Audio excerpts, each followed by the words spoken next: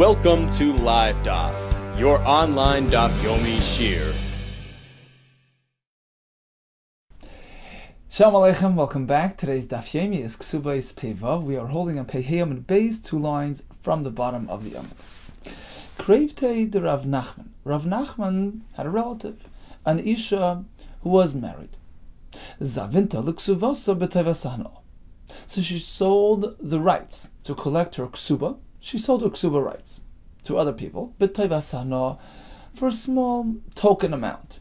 Rashi explains, why is it only a small amount? Because it's really a risk. You're buying a chance. If her husband divorces or passes away, she's entitled to the ksuba payout, in which case the buyer will collect that money. On the other hand, if she passes away during his lifetime, there is no ksuba payout. So it's sort of a 50-50 risk. He pays somewhat of an amount. He's taking that gamble that perhaps he will end up collecting the ksuba. Now, we learned yesterday. So this story, this Gemara is based on the halacha that we learned yesterday.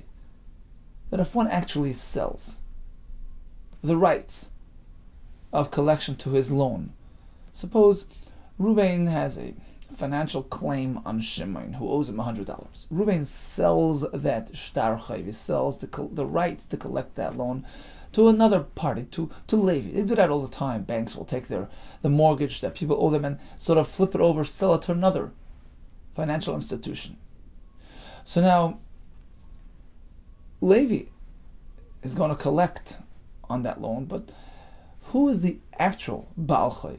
Who is the literal lender? It is Ruvain. And Rav Nachman tells us, Shmuel tells us that if so, Ruvain can still manipulate that loan. He can still forgive that loan, and despite the fact that he sold it to Levi. And according to Tosfos, it's called a valid sale min haTorah. You can sell the rights to collect the loan that you have on somebody else, but ultimately the actual Baal Din, the actual Baal Chayv, the lender is Ruvain, who lent Shimon the money, in which case he can still tinker, he can still control that loan, he can even forgive that loan, in which case Levi will now be left with a loss. He paid for something which he can never collect on. Another chiddush is that even Ruvain's Yeresh, suppose Ruvain passes away, leaves behind a son who inherits his assets and his loans, the Yeresh can be meichel that chayv that was actually already sold to Levi by his father. Because ultimately, Ruvain is the Baal Chayv and subsequently his kids are.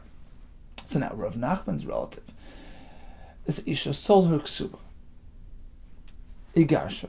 So in fact, she got divorced. So now she's deserving of a ksuba payout. She's entitled to collect on her ksuba. So technically, the buyer has hit the jackpot. He's going to be able to cash in on his purchase.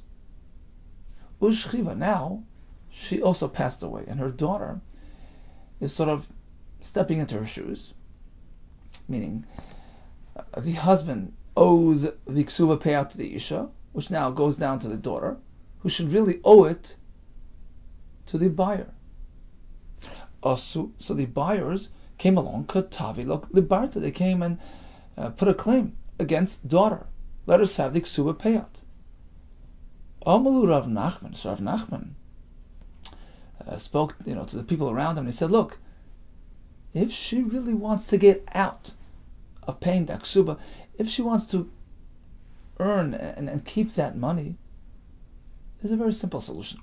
Leka, there's nobody around the Lispala Eitzo can give her the following advice to hold on to the money. Very simple. Tezel, this daughter can go ahead and forgive it to her father. V'tichla, the lashon of mechila, forgive it.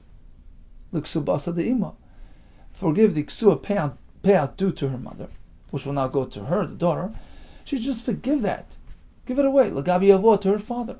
So now her father sort of gets it back. You can do that because, as we explained, ultimately, the borrower, the owner of that loan, the Baal Chayv, in this case the Isha's daughter, is the primary player. She's the owner. She's the one that's the claimer, right? So she can go ahead and forgive it and give it away. L'gabi yavo, to her father. Now her father sort of retains that money, in which case eventually she'll inherit her father when he passes away. So there you go. She can save that money, she can give back to her father, and eventually get that money from him. So Rav Nachman, having spoken and given this advice, it turns out that the daughter ultimately heard about it. It got to her. Shama, she overheard this piece of advice. Azla chilta. So she followed through on that advice. She was meichel the ksuba to her father. And now the borrower didn't see any money from this whole deal. Amar Rav Nachman.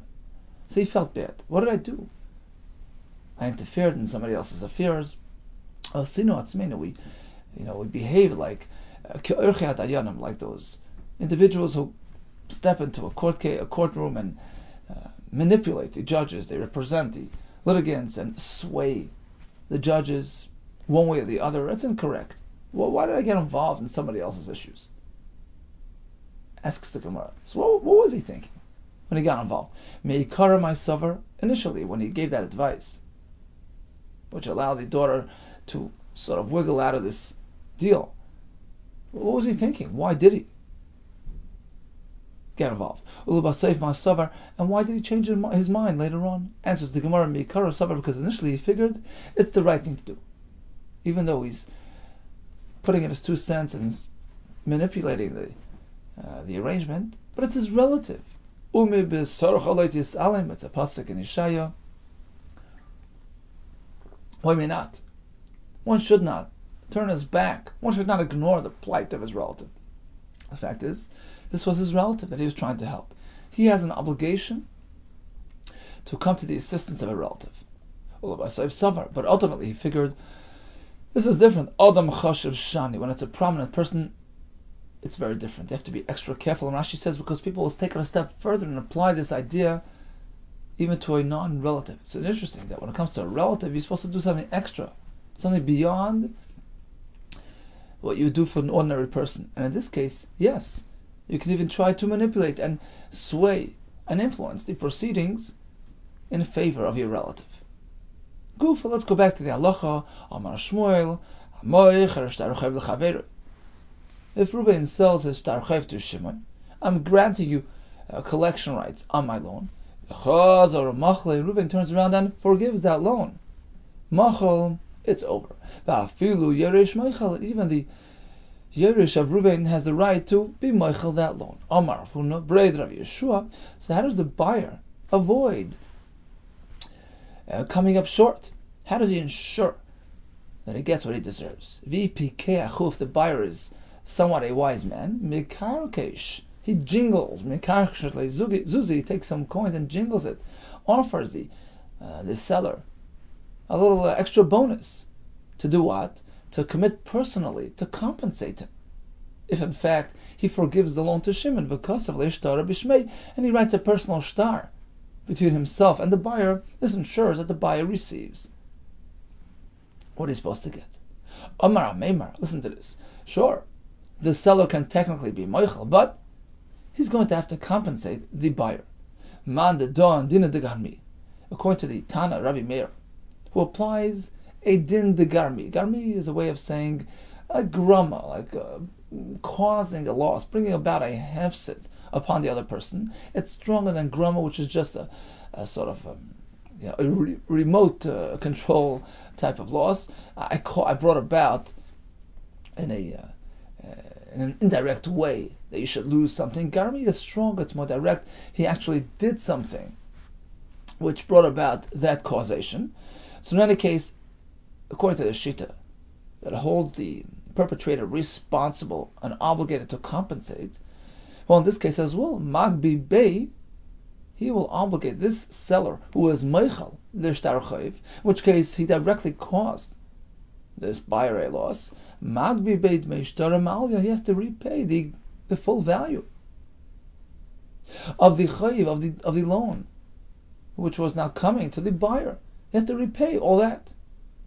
Mandalay and Dina de Garmi, however, according to the other Shita, that although he did Garmi, which is he brought in a very direct way a loss upon that person, there is no obligation to actually pay. It's not allowed, but in terms of the Bezdin, they will not address this case. They will not obligate repayment.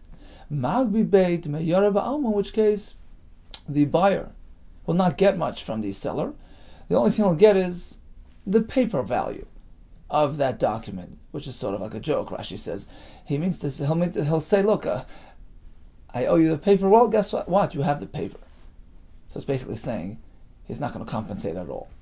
Hava uvda. In fact, it was a story in the Bezdin of Rav Ashi where such an incident was brought to him. V'kafye Rafram Rav Ashi, and Rafram forced, so to speak, he brought many rayes in support of this view, and compelled Rav Ashi to go ahead and compensate fully for bringing about this loss. Va'agbi bei kikshura letzalmi, and he compelled the perpetrator to compensate the buyer, kikshura, like a beam used during construction, letzalmi, which is held to very exact dimensions, meaning people are very, very particular in terms of using what type of beam, in terms of its straightness, etc. Letzalmi, when you use it for decoration and design, basically what he's saying is he made him pay a pretty penny down to the last nickel for bringing about this type of loss. Amar Ameimar, Mishmei de Rav Chama. Hai man di'ika aleha. If a fellow is saddled by two monetary obligations, di'ika alei Kesubos isha u'ba'al chayv. He has an isha after him and a ba'al chayv after him. So he has two obligations, a lender and an isha who is owed a ksuba. And what does he have to pay? V'islei Arab islei zuzi. He has a plot of land and he has some money. Who gets what? The Baal Chayv misalkin alei bezuzi. The Baal Chayv who lent him money deserves his money back. So he gets the actual cash. Leisha, on the other hand, an isha who didn't really give him much in terms of finances. She has a chiyuv ksuba, which she's fully entitled to. But as Rashi explains, typically when you have a financial claim on somebody, a claim other than a loan, a person's mindset is, I am relying on his real estate. The shibud karka is what's primary in my mind, and therefore the isha masal kina labiara, we give her the piece of land in collection of her ksuba. Haikidi, exactly. Haikidine, haikidine. Each individual receives according to his rights. The Baal Chayv lent him money, he gets money back. The isha gets karka back. And Taisus explains, actually there are three levels when it comes to this halacha. He says a Baal Chayv deserves his money back. So if you have money available, you give him that. But if you don't, then he gets karka. And he says a nizok, a person who was damaged, right? You harmed somebody, then let's say you brought about financial damage. So then you go ahead and you can give him karka to begin with, right? So let's say your animal, hurt his animal. The fact is, the Torah says meitav sadeu yishalim. You pay from the best of your assets. Karka is okay, even if you have money. There's no need to pay him money. Then you have a socher, an employee. In that case, it says a chiddush that even if he doesn't have access to funds, you have to procure funds. You have no right to tell your worker, look, take this piece of land in exchange for your work. It doesn't work like that. You have to actually pay him money. Okay, so back to the Gemara. This fellow has money, he has property. The Baal Chayv gets funds. The isha gets property. Suppose he only has one piece of property, which is only sufficient for one of these two claimants, the isha or the Baal Chayv, who gets priority. And Rashi explains, was speaking that both claims were initiated on the same day, in which case neither one has priority in terms of timing. So which one gets the piece of land? We give it to the Baal Chayv rather than the isha. Why? My time. Rashi explains, because there's something called shloitin oil delas. We don't want to close the door in front of borrowers, meaning if we're going to be extra conscientious with lenders, then they'll be willing to lend their money to loivim. But if you make it difficult for them, they're just going to avoid the entire thing. So we're more sensitive to the lenders, But what about the Isha? Why aren't we sensitive to her claim? My time. Why is a Baal Chayv over the Isha? Because when it comes to the Isha, we're not so concerned that she's going to avoid marriage, because after all, it's inherent to her nature. Yoser Mimasha Ish Roitza Lisa, more than a man wants to marry, Isha Roitza Linase, a woman wants to get married. So rest assured, this won't discourage her from marrying. Papa. He told Rav Chama, I have a question. Vadai, is this true? Is this following halacha correct? Vadai Dambri, Sumishme de Rava, what you say over the name of Rava, Haiman de Maski Bezuzi. This fellow has a financial claim against him. Right? So he owes somebody money. And he happens to own a piece of land. And the Baal Chayv comes and lays a claim against him. And the Leiva says, look, Zil Shkol Mi'ara, go take this piece of land, go repossess this property, no problem. We don't accept it. Rather, we tell the borrower, it's your obligation to produce funds. Zil Zavanat, go ahead and sell off this land. V'aisi, and convert it into money. Is that true? V'aisi Havlein, go convert it into money and deliver the money to the Baal Chayv. You can't just send them to the property. You have to go ahead and convert it into money. Is that part of your obligation? Is this true? And this is quoted in the name of Rava. Amar Lei, Rav Chama responded, absolutely not. Lo, it's not true. That's incorrect. Sure, if he has access to funds, he has to provide that. But if he doesn't, then the Baal Chayv gets the karka, which he can use in whichever way he wishes. But it's not a chiyav on the leiva to convert it into funds. Amar Leiloi, it's incorrect. But you must be coming from somewhere, right? Where did you hear this? How did you know? Emily, please provide for me all the details. Gufa du'uvde chiyava. What exactly transpired?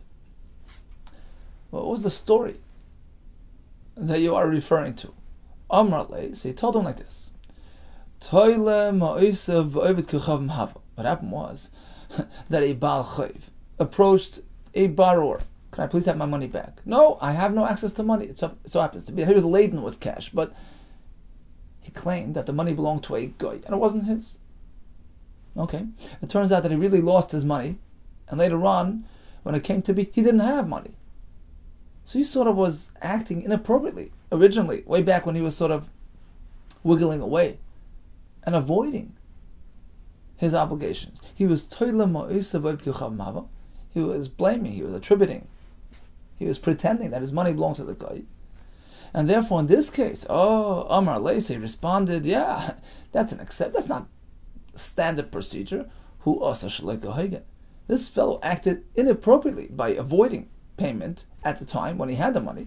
So later on, when he actually didn't have any money anymore, all he had was karka. We forced him to sell it off and convert it into money. Therefore, also by and they treated him unconventionally and forced him to convert the property into cash.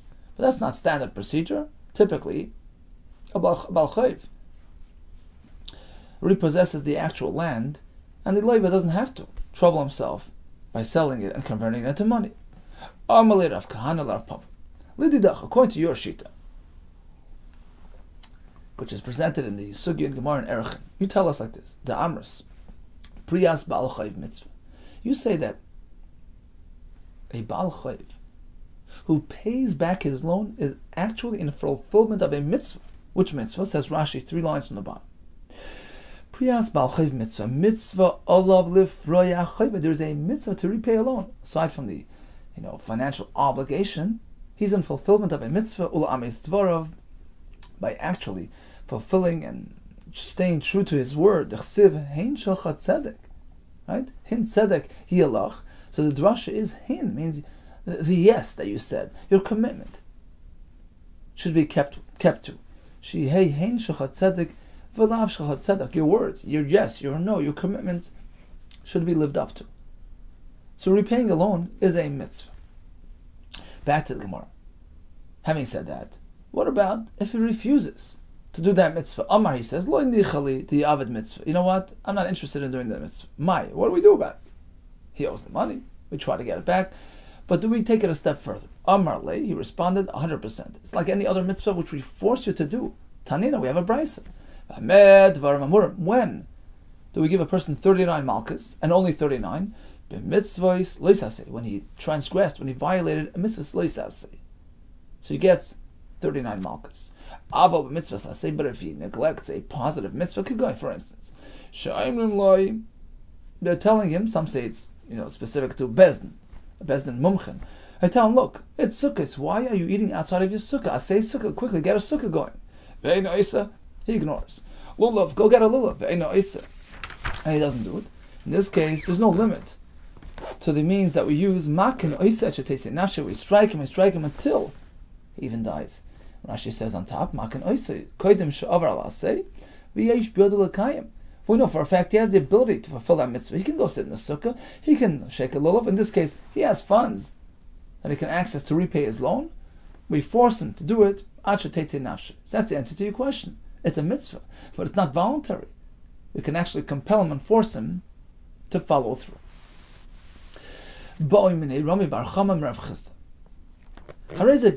Okay, we're off to another topic. Reuven gives his wife Rachel a get, but he says, it's a time-released get.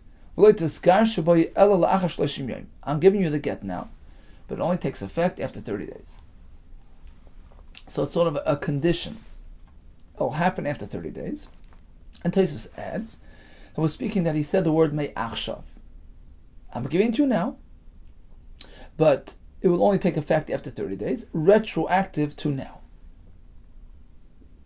So halacha is that when the 30 days are up, since the get becomes activated at that point, it has to be lying in somewhat of a private area, meaning not in the street, not in Shus Rabbim, somewhat of a personal makom, so that she can be kaina the get, so that the kinyan can be nigmar at that point. So she placed the get in the street, it doesn't work. So she went and she placed it at the side of the Shus Rabbim. That's somewhat, semi-private. It's not the street, but it's not actually, your private territory. Mahu, what is the halacha in this case? How do we treat it? Amar lei, Rav Chizda responds, no good. Eina megureshes. The get is not activated in this fashion. How do I know this? Mid Rav Shmuel. It's based on halacha told to us by Rav Shmuel a couple of days ago.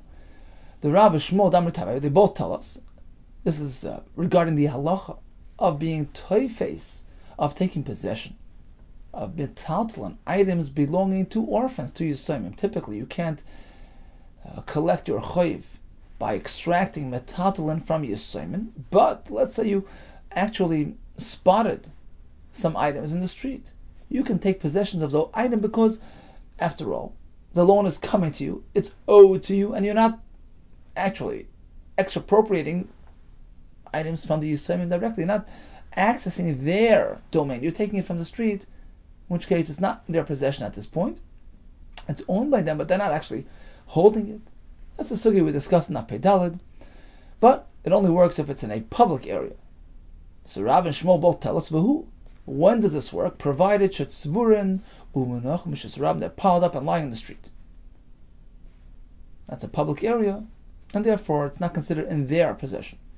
If it's Sidei Rishus Rabbim, Kirishus Rabbim Dama. The Gemara is assuming, well, the street and the side of the street, it's all the same thing. And likewise in our case, it's considered a public area, not a place to make kinyanim. Adarabba, just the opposite, is the Gemara. Migu Reshes. If it's in the middle of the street, I understand that's a problem. But as long as it's only in Sidei Rishus Rabbim on the side, it should work. Because it's somewhat, of a semi-private area. Based on Rav Nachman, the Amar Rav Nachman, Amar Rabba Baravua, Ha'imr L'Chavera. This is a similar halacha to before. Reuben tells Shimon, look, I'd like to sell this cow to you, but let it be a time-release type of arrangement. Meshayich Barazu, you do Meshicha, do the kinyan on this animal. But actualization of this kinyan will only take place after 30 days. Kana, it works, he acquires it in this manner. Even if it's sitting in a swamp, which is sort of a semi-private area, it works. My love, the Gemara is assuming, shall we not compare the two? The status of the swamp is similar to tzidei rishus harabim. In both cases, we consider it a semi-private area, which is suitable for kinyanim. Loi, says the Gemara, no comparison. Agam l'chud, v'tzidei rishus harabim l'chud. True, an agam can afford somewhat, privacy, in which case it's appropriate for personal transactions as opposed to the side of the street. It's right near the traffic. It doesn't really conform. So according to the first version of the Gemara, tzidei rishus harabim has the same din as rishus harabim, not a place for kinyan. Igad amri, in the second version, yes, we considered it to be a makim for kinyanim. Amarle.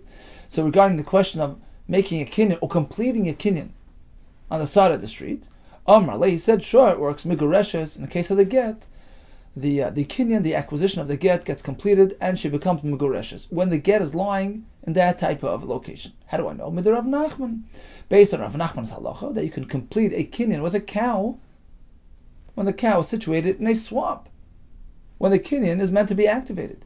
And the one is assuming the two things are comparable. Tzidei rishus harabim ka'agam dami, side of the street is like a swamp. They're both sort of semi-private areas, in which case they are suitable for transactions. Adarab, just the opposite, the get should not work in this case. Midar Rav Shmuel, based on what Rav and Shmuel tell us, that rishus harabim is not a place for kinyanim. My life shall not assume. Well, the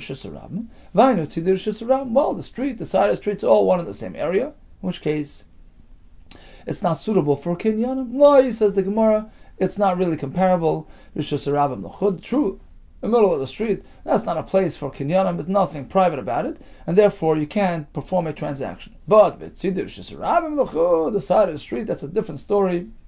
A kinyan can perfectly work in that location. So bottom line is, if you gave her a get, which is meant to be activated in 30 days, or he sold him a para with a masa meshicha as a kinyan, which is meant to be completed in 30 days. If it's sitting in an agam at the end of 30 days, that's okay. It's private enough, which allows for a kinyan to be completed at that point. If it's sitting in the middle of the street, unsuitable for acquisitions. Well, tzidei rishus harabim, according to Lashon number 1, it does not work. According to the second version, it does. Continues the Mishnah. So this fellow appointed his wife as a grocer in his business or an administrator in his institution. So he's allowed to impose a shvuah on her anytime he wishes. This is in line with the halacha that we learned in Masechah Shavuos, that a person has the ability to impose a shvuah on his business administrator. It's a din d'Rabbanan, even though he doesn't have a solid, absolute claim, a tanas bari, it's just a tanas shema. Perhaps you were dishonest, perhaps you siphoned off some funds. You can do that. You can do that to your wife as well, provided she's running your business. Rabbi Lezer Eimer, not even in that case. Afilu al pilcha v'alisasa. You can impose a shvuah on your wife even to prove that she's being honest in terms of her domestic tasks, spinning the wool or making the dough and baking the bread. Even that justifies a shvuah. Iboilu, we have two ways to learn Rabbi Lezer. Rabbi Lezer, either Gilgul Kamar, when Rabbi Lezer says you can impose a shvuah pertaining to domestic tasks, he never meant you can actually initiate a new shvuah for that. He meant Alidei Gilgul, by way of rolling it along. Meaning, suppose she's his business administrator, which gives him the right to impose a shvuah for that reason. So once she's swearing, you just add this as well. You know what? I want you to add this detail for pilcha and isasa. And Tanakama agrees. It's you can't do a gilgul shvuah in this case. Taisus explains it's not conducive to a harmonious household. So Rabbi Lezer is not allowing a new shvuah for pilcha ve'isasa. That doesn't really justify a new shvuah. She's not really running your business. She's just running your house. But once you've gotten her to make a shvuah for the business matters, you can just include this as well. Or perhaps he takes it a step further. He considers her running the kitchen in one's home like a sort of a form of a business administrator, which justifies a specific shvuah, just as she's not patropia or a chenvanis, and you can go make a shvuah specifically for pilcha and isasa. Tashma, we're going to make a raya. The Chachamim tell Rabbi Lezer, this is not going to lead to any good places. Ein adam dar im nachash bekfifa. one is unwilling to live with a snake in one basket, she's not going to live with this fellow if he's always making her swear for this and for that. Now, and this all makes sense if Rabbi Lezer allows the husband to actually initiate a new shvua. Prove to me you didn't siphon off food from my kitchen. Well, then I understand the Tanakama's concern. Shaper, it makes sense that it's not going to last too long. He's being a difficult husband. Eli Amras Aide Gilgul. But if Rabbi Lezer is only allowing him to include this detail in another shvua which she's meant to make regardless, then what's the big deal? My nafka limina, what does she care if he just adds this detail? Answer is because it arouses friction. The Amalei shall tell him, given the Kadaikas, since you're being so particular, Basroi, after Mikuli Hai, look to what extent you're being medayik and you're being particular and exacting. I can't live with you. And Rashi says,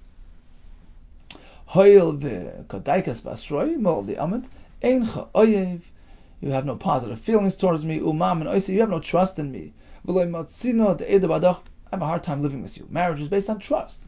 Lacking trust, lacking in the marriage, very critical marriage component. So, bottom line is, even if Rabbi Lezer meant that you could add it and include it into another shvua, it's not going to lead to good places. Tashmai comes another raya, what Rabbi Lezer had in mind. We're going to learn in the Mishnah coming up in a minute that although a husband technically has a right to impose a shvua, but at times he would go ahead and exempt her from the shvua. He would give her an exemption clause. Look, I'm going to be poiter you from neder, from a shvua. You don't have to swear, you don't have to make a neder to prove your innocence.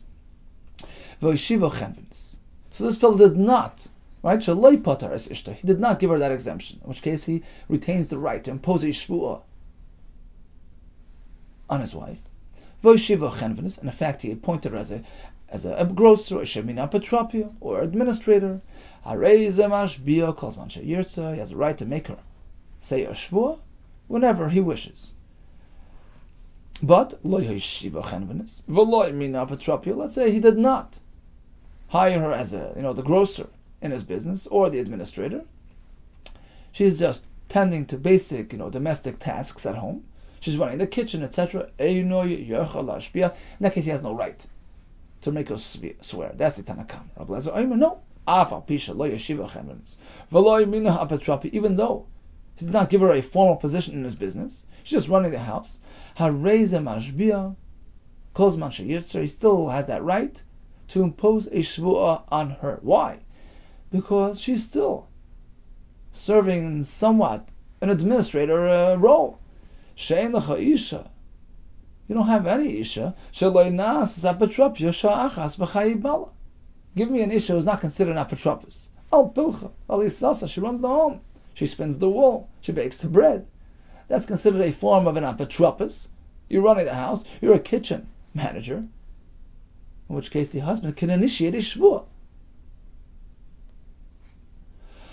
The Chacham said, look, it's not going to take you good places. A person not willing to live with a snake, this husband is very restrictive, overbearing, controlling, it's not going to work.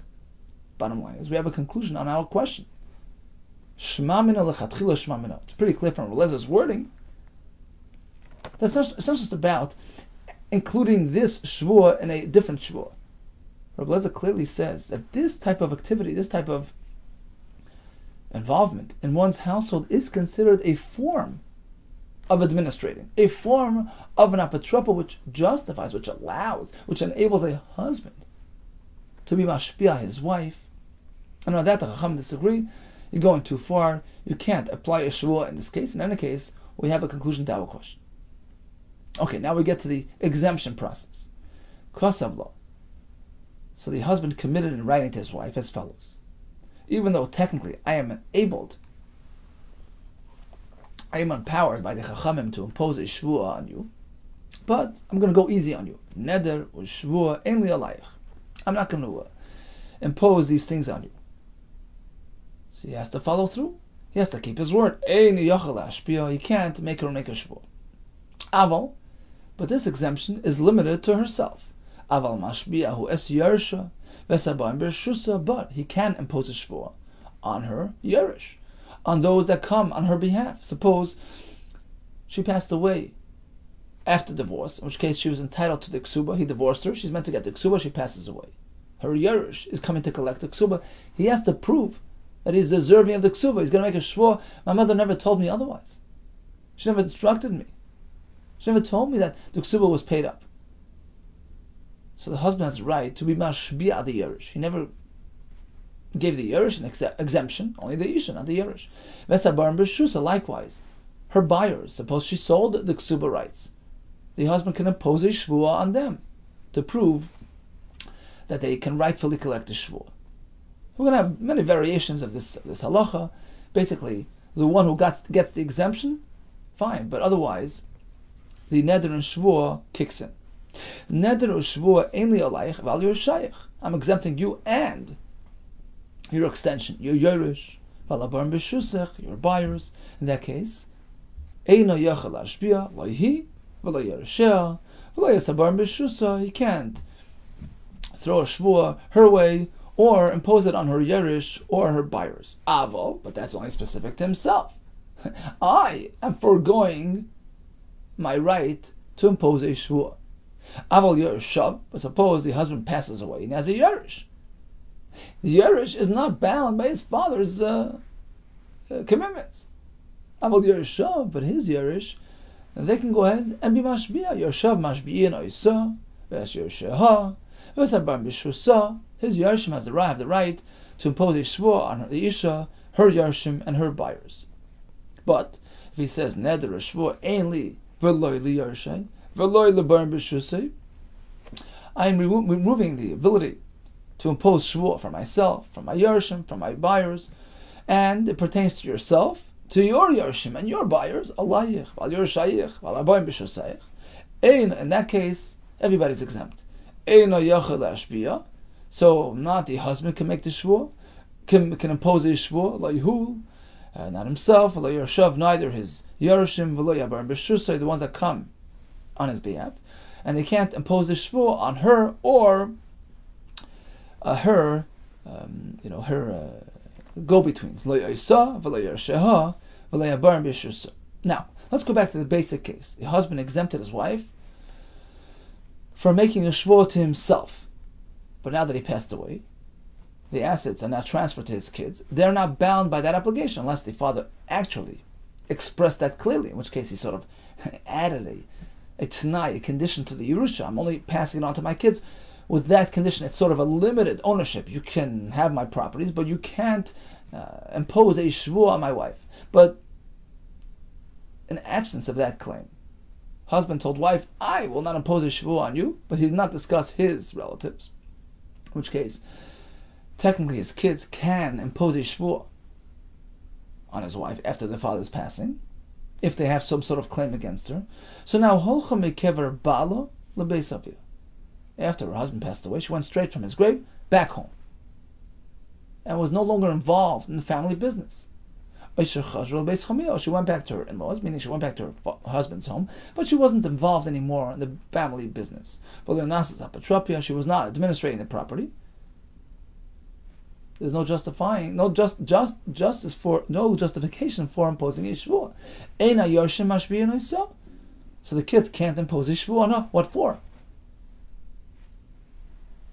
For your involvement during our father's lifetime? Well, he exempted you from that shvua. But if she did take on a role as an administrator in the kids' business, now they have a right to be mashbiya the isha, hayershin mashbiya noisa, Allah asad love it, on matters going forward, meaning post husband's death, a period going forward. Her involvement in the family business going forward justifies a shvua, but not on past events, not on past involvement, because the husband had exempted her all throughout that time. Vein mashbiya noisa al masha'avar, but they cannot impose a shvua due to her involvement during her husband's lifetime, which she had been exempt from a shvua. So what did we learn today? We started with an interesting concept. that Reuven, who was a Baal Chayv, can actually sell his loan to Shimon, but he can be Meichelet if he wishes to do so. Even his Yerush can be Meichelet. We had a story with Nachman, with his relative. He advised her to do so. He felt bad. Mipsar Chal Tesalim, Adam Chashav is different. But Amemir tells us, technically, if we apply the concept of Dina de Garmi, we can hold him accountable. He has to repay his buyer for his losses. A fellow has access to funds and karka. He has a Baal Chayv and Kesubos Isha. The money goes to the Baal Chayv and the karka to the Kesubos Isha. He only has one piece of land. We give it to the Baal Chayv. We want to encourage commerce and loaning money. There's a mitzvah to repay a loan. We actually are koifer on this mitzvah like we do for any mitzvah. If you make a kinyan, which will only be activated after 30 days, you have to make sure the item is to be found in a location which is appropriate for kinyanim, like an agam, but not a Rosh Hashanah. It's either Rosh Hashanah. Oh, that was a question. We have two versions on that. One may impose a shvur on his business administrator to ensure integrity and honesty. A wife falls into that category as well. And according to Rabbi Lezer, even as per her domestic tasks. That's all provided he didn't exempt her from the shvur, in which case, if he says you're pata from your shvur, he has no right to be mashpia her. We have several variations of this halach. Hatzlach Rabbi to you and Besureis Teves.